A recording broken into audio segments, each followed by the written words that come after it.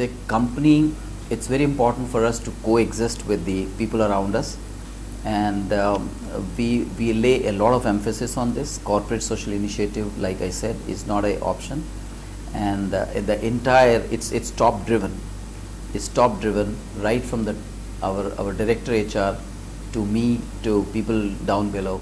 It is the way we want to operate our business. It is the way we engage with our stakeholders, which includes our employees, our supply chain, our neighboring communities, the local administration, as well as with our investors. We firmly believe that corporates across the world need to behave in a very responsible manner with respect to the environment, and also proactively engage with its stakeholders, and this is very essential for sustaining and thriving of the business. Anuppur, we have from the day we started this project, we have located the project in such a way that Anuppur, which was formed as a district many years back, but there was no economic development in that area. We wanted to bring up that area and develop that area, and I think Anuppur project was the first step, and now that area is actually buzzing with a lot of economic activity from the time the project started. The Anuppur area is an area where there's a single crop before we went there, and there's a heavy rain, but the farmers are poor and they were using all age-old tactics and techniques for doing the farming. When we look at Anuppur as an area, we know that it is a food deficient area, and no strategy is going to succeed unless and until we provide for staples or for food, we make it a food sufficient area, and then only we can think about any other program. So therefore food sufficiency or ensuring food sufficiency forms in the primary bucket as far as Mauser Bear's community development initiatives in Anuppur are concerned. And so we end up promoting paddy, different improved varieties of paddy, improved methods of paddy cultivation, improved methods of wheat cultivation, so that we help families which are living in and around the plant, about 45 villages, families living in these villages with a specific focus towards marginalized sections like tribals and Dalits.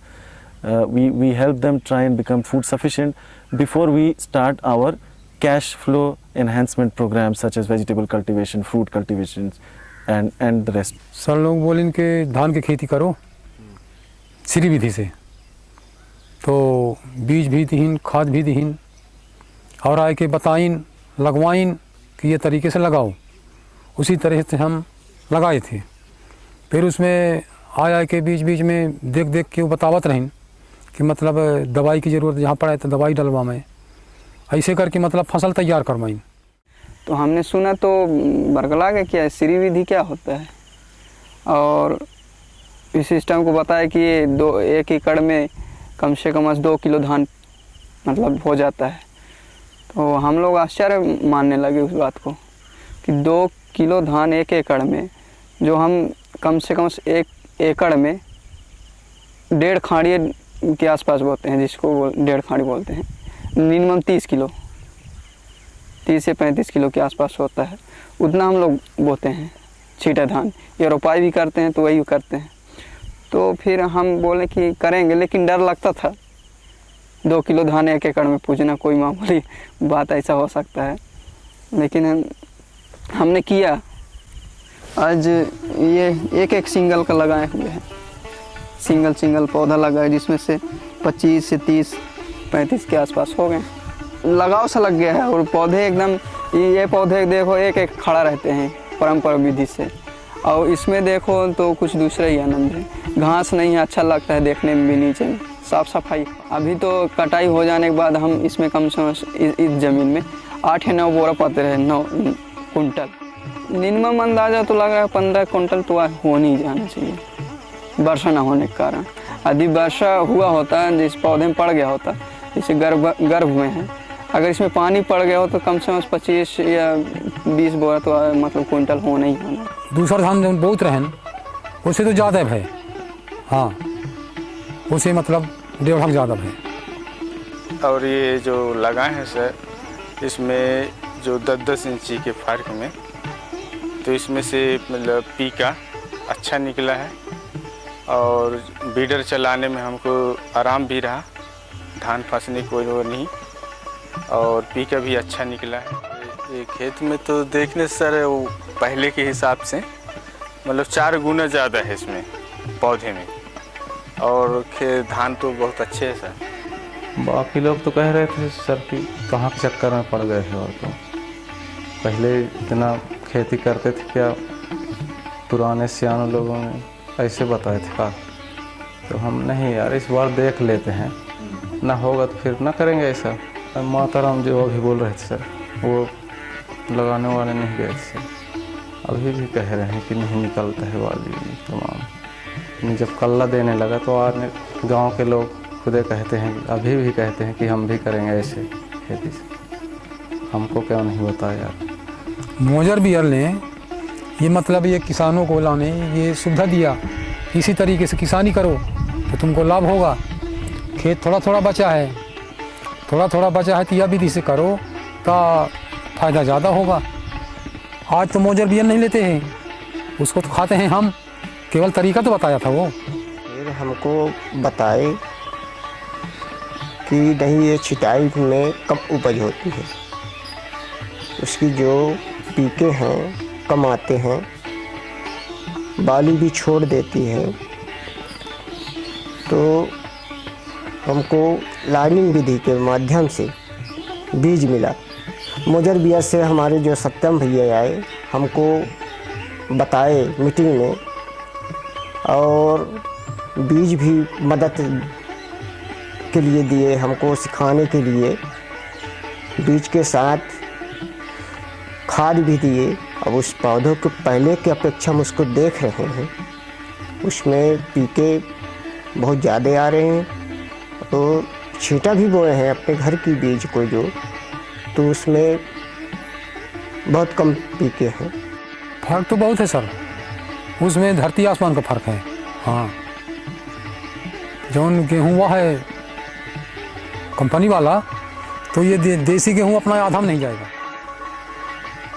जहाँ वह 10 खंडी हुई, वहाँ ये 4 या 5 खंडी में बचत होगी। हाँ, डबल का फ़ायदा दिख रहा है।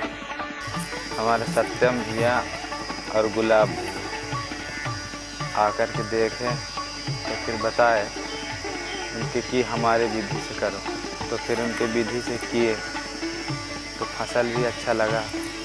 जब छोटा सा बड़ा हुआ तो देखने में भी अच्छा लग रहा था। हमको वो हरियाली देख कर के हमको इतना अच्छा लग रहा था कि हम खेत में ही रहें, कि चलो कोई विधि बताता है। हमारे सत्यम भैया गुलाब भैया, उनके बताने से हमको मतलब 3 गुना ज़्यादा मतलब फसल मिला। Under Project Safal, we are running many programs for livelihood. Log cultivation is one of them. We started this program last year with 10 farmers. What we have found that after the experience of these 10 people, many more have gravitated towards the project. The basic reason is that the raw material or the basic ingredient in the form of palash tree is available locally in huge quantities. There is ample of opportunity here in terms of there is a host tree. The thing is that is not being pruned properly, and that is not being taken care properly. We need to prune it very properly so that the commercial lag could be reared there. And secondly, people has to think that this is one of the asset which can be remunerative, which can give us return. This lag sector is basically facing a very severe problem of brood lag. And brood lag can only be, basically it is not only, but basically it can be reared on palas.